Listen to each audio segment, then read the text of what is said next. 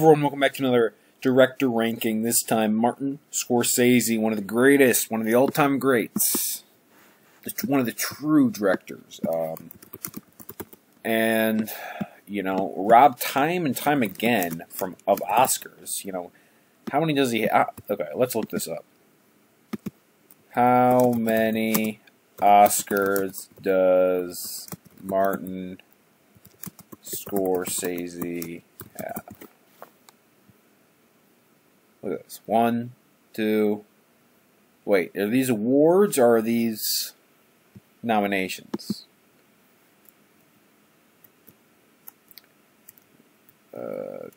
Seriously? Are you serious? He's only won that one. Seriously? For The Departed?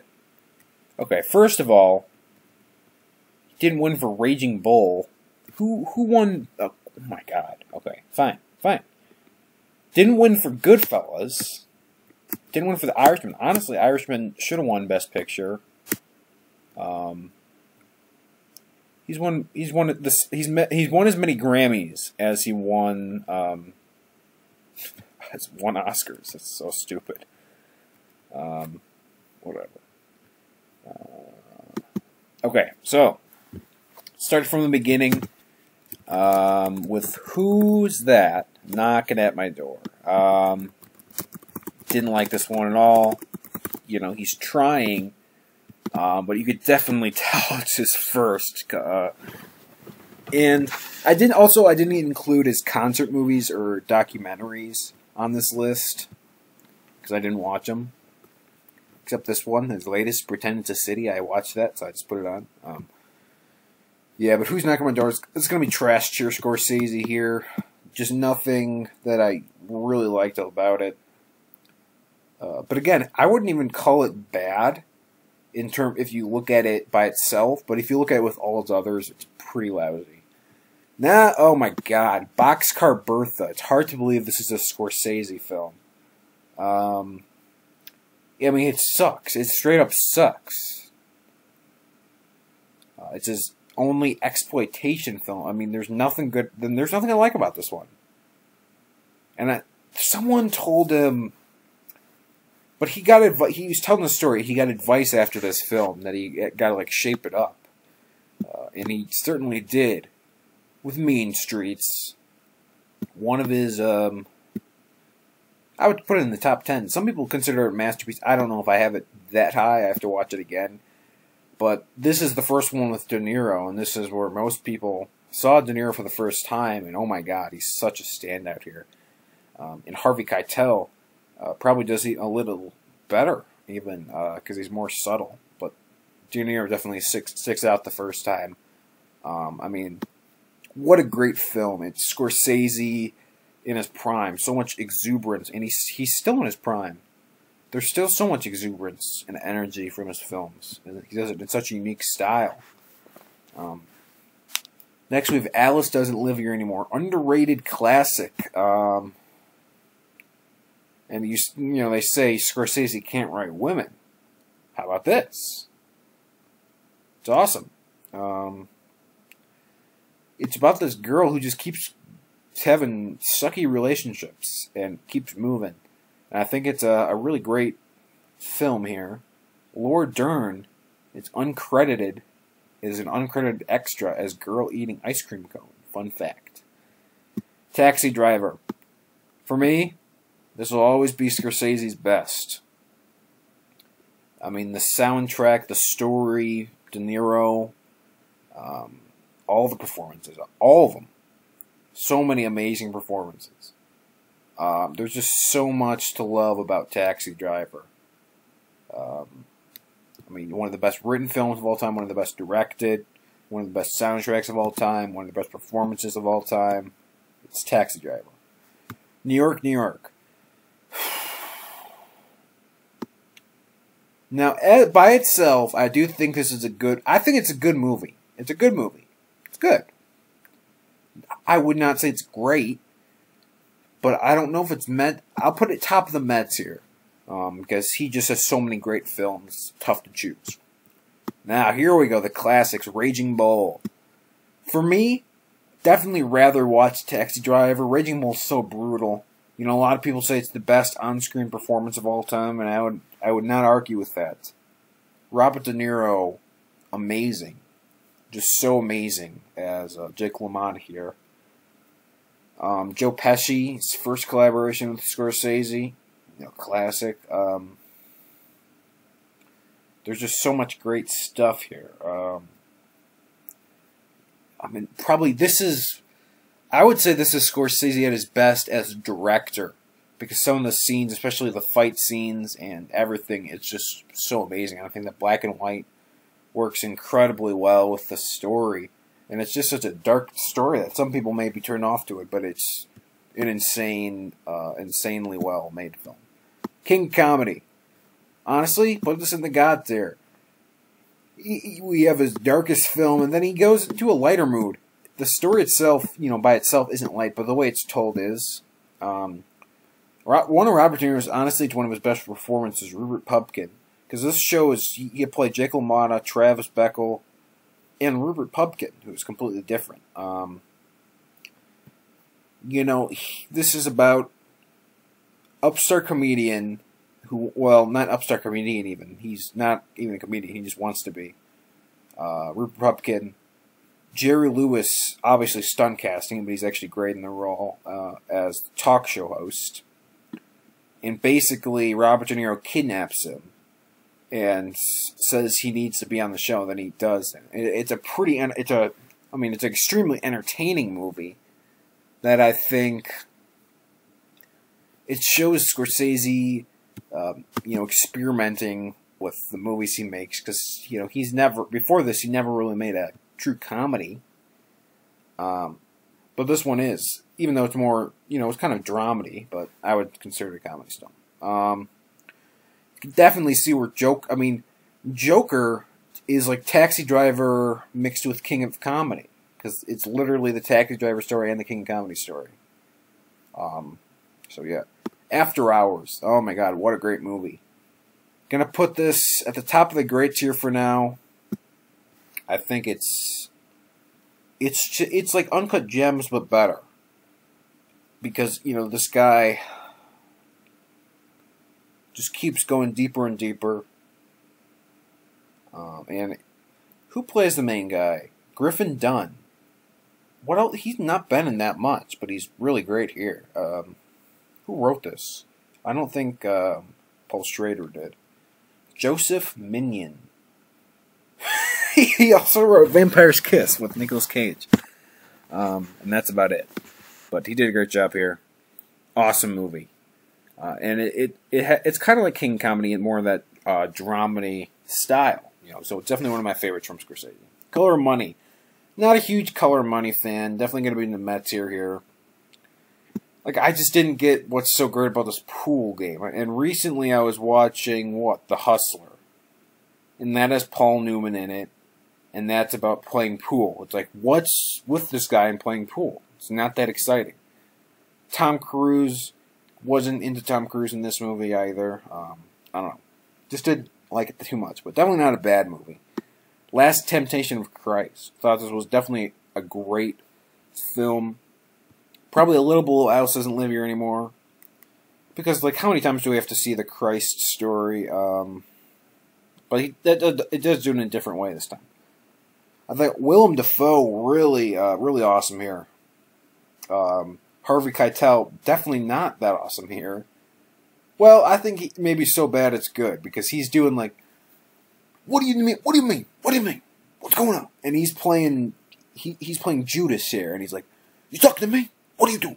Come on. Where's the gabagool? He's doing the character he does in every movie as Judas. So I think it's funny. Even though, I think his character's funny. The movie's not that funny. But yeah, definitely highly recommend Last Temptation of Christ. New York Story is just my third time talking about it.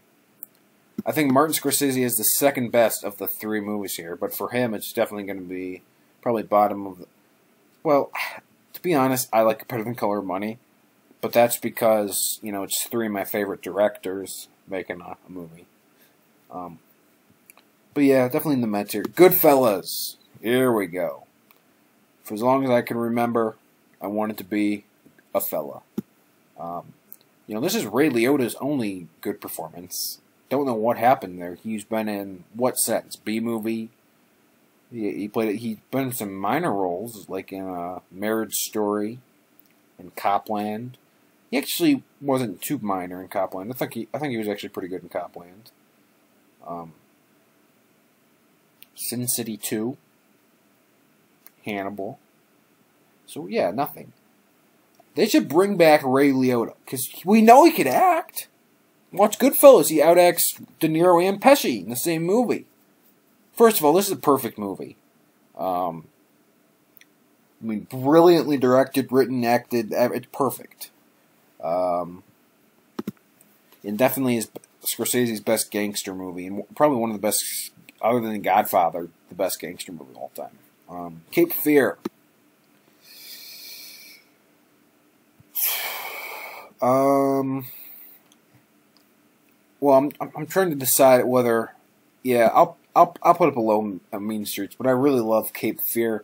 You know, De Niro's so great as the villain, Max Caddy, and every time you think De Niro, well, you know, he plays the same character in every movie. He doesn't. He plays a different character in every movie. And he is so believable here that, you know, before watching it, you're like, well, you're just going to see him as De Niro, but he completely transforms for every role. Well, until 2000, when he started doing just comedies. But yeah, Cape Fear is awesome. And also, I watched the original recently, too, and I actually like this one better. So it's one of the rare remakes that are better than the original. The Age of Innocence. Great period piece here with Daniel Day-Lewis, one of my favorite actors, because he's always just so good. I would say Cape Fear is a little better, because it's kind of like Hitchcock. It's like a Hitchcock thriller. But excellently made, Age of Innocence. We got Daniel Day-Lewis, Michelle Pfeiffer, Winona Ryder, Jonathan Pryce shows up, who's kind of underrated. You know, he's really good in Brazil. He's like top tier in Brazil, and he's like in nothing else. But yeah, some people don't like these period pieces. I actually don't mind them. I prefer them to westerns, which is kind of odd, but whatever. Daniel Day-Lewis elevates any film he's in. Casino. The masterpiece is back in the God tier. I love Casino. You know, in Goodfellas, you know, it's more centric on Ray Liotta. And Robert De Niro is more like the lead supporting role. But he takes center stage here in Casino as one of his best roles. Joe Pesci's awesome here. Sharon Stone gives her best performance. You know, she's not even that good an actress. James Woods is in here. Somehow shows up in a bunch. He's in like every movie in this time. Don Rickles is in it. Yeah, there's a lot of great stuff in this movie. I mean, it's a 3-hour gangster epic, reminiscent of Goodfellas. Some people didn't give as good a score as the time because it came out, you know, pretty close soon after Goodfellas, and it's, you know, it retreads some of the same water, but it's a different story. It just feels similar, but I think on reevaluation, if you look at it by itself, it's a masterpiece, in any sense of the word. Now we go to Kundun. First of all, why did Scorsese stop working with De Niro? What happened there? And then Kundun. What is this? Why did he release this one? He went from Casino to Kundun. The Tibetans refer to the Dalai Lama as Kundun, which means the presence. He was forced to escape from his native home, Tibet, when communist China invaded and enforced an oppressive regime upon this peaceful nation. Disturb of the Dalai Lama. It's like, what? Huh? It doesn't feel like a Scorsese movie. It feels like nothing. Whatever. Bringing Out the Dead. Now, he dropped De Niro. Get him out of there. Brings in Nicolas Cage, one of the only true actors out there. Also has Patricia Arquette in there. Also has John Goodman in there. But this is Nicolas Cage. Not the bees! Not the bees! My eyes! So this is... I like the theme of this movie, you know, and it's about kind of the morality of the situation of these people that have to deal with dead bodies, and he just can't take it anymore. So for me, this is definitely in great tier. Even though it may be in the bottom of the great tier, I think it's an awesome movie. Honestly, Nicolas Cage is actually an awesome actor. As much as people like to make fun of him, he's really awesome in this one. Gangs of New York. Oh my god. So you get... I mean, you get Daniel Day-Lewis, one of the great all-time greats. You get Leonardo DiCaprio, one of the all-time greats. And you match those two up with Cameron Diaz? Huh? Who was this Scorsese's idea, or did someone pay him off? Don't know what they were really thinking there. I like what he was trying to do here, and it does really immerse you in the time period. And this is probably the best movie for top hats, too. But overall, I would not say it's one of his best. So it's going in the mid tier. Aviator, solid movie here. Nothing like, whoa. But, honestly, I would put it bottom of the great tier. I do like Bringing Out the Dead a little better. Aviator tells a good story. It's just not one of his more exciting movies, I would say. The Departed, his only Oscar-winning picture for some reason. Honestly, I'll put this at the bottom of the gotcha. I do think it's a masterpiece. I think it's one of the most exciting movies he's made. And it's one of the best. It's one of his best. You know, let's look at this cast. You got DiCaprio, Jack Nicholson, Martin Sheen, Matt Damon, who I'm not a fan of, but he's fine. Mark Wahlberg, who's only been good in one, maybe this is his second good movie he's been good in. But you get some good people here, and it tells an awesome, crime story. Jack Nicholson's last true movie, I believe. It's an awesome movie. Certainly one of his best. Shutter Island. Great thriller here. Kind of like a mystery plays out. DiCaprio is always great. I'll put it a little above Bring Out Your Dead, but below Last Temptation. Hugo. A bit odd for Scorsese to do a family film, because you think of him, he's like the gritty Goodfellas guy, but it's imaginative. Tells a good story, but overall not a huge fan. I would put it above Color Money, below New York Stories. Wolf of Wall Street. Now, I'll have to rewatch it again. For me, I'll put it top of the great tier. May move up to the gotcha. I don't have it at masterpiece level yet, but it may get there. It's just a very entertaining movie. And that's something Scorsese can do like no other. Make a 3-hour movie as entertaining as he does. Stuff like this on The Irishman, Casino. Those are all 3 hours. And they're all endlessly entertaining and interesting. And Wolf of Wall Street tells a great story. He has an amazing performance from DiCaprio. And it was on Netflix for a long time. So maybe some of you have seen it there. But definitely check it out. Silence. Now, I saw the poster for this, and I saw a promo, and I'm like, okay, this is Liam Neeson's in his role here. Then I turn on the movie, it's the Andrew Garfield show. Huh? Can Hollywood stop casting Andrew Garfield? Any movie he's in, I automatically just can't get into. Because he's I don't know, he's pretty bad. So he definitely dragged down this movie. I don't know what this movie's trying to do stuff, but it's just not that good. Couldn't get into it. No, I'll put it bottom of my tier, because I think there's some good aspects of it, but overall, didn't like it. Irishman. Maybe it's recency bias, but boom. For me, this is number 3. This is better than Raging Bull.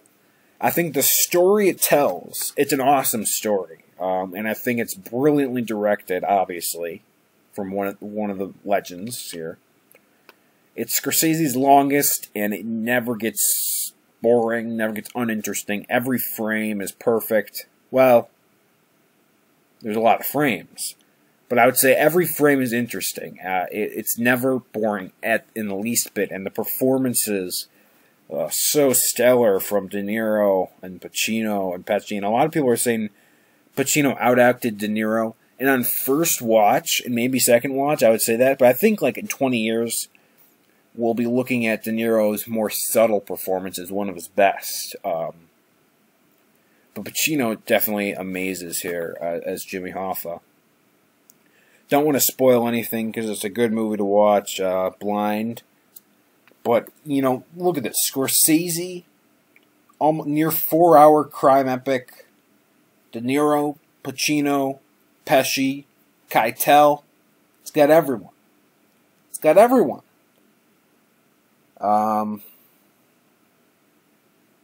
You know, for me, I was very impressed. I thought if I got to decide every Oscar, this would have won Best Picture.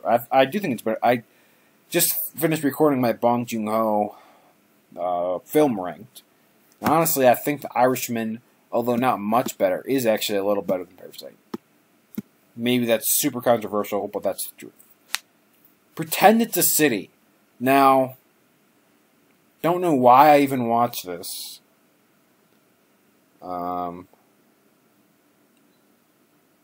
It's about New York icon Fran Lebowitz. And I didn't really know what to think. It's like a Netflix series. I guess I'll put it between Who's That Knocking on My Door and Boxcar Bertha. Didn't really like it. Didn't know what I was getting into, and still didn't know. I'll be honest with you, I had no clue who this girl was. Wasn't really interested in what she had to say. So sorry. But yeah. And he has a movie coming up. Scorsese has a movie. It's called like. No, I forget what it's called. But I'll have to check. Okay. It is called.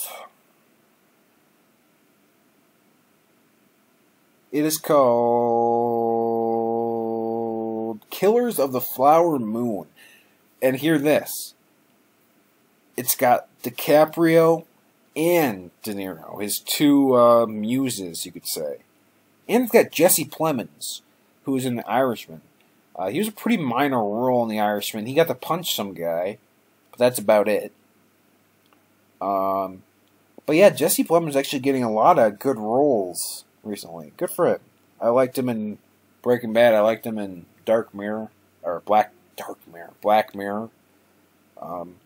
So hopefully, I would expect this movie to be great. Yeah, Scorsese also has a lot of like music stuff about bands and documentaries about New York. I don't know, but this is my Scorsese ranking. Do you disagree? You probably do disagree with it. So comment what your ranking would be.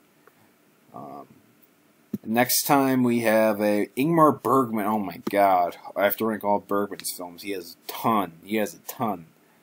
So that'll be next, and I also have Christopher Nolan and David Fincher. So see you with those.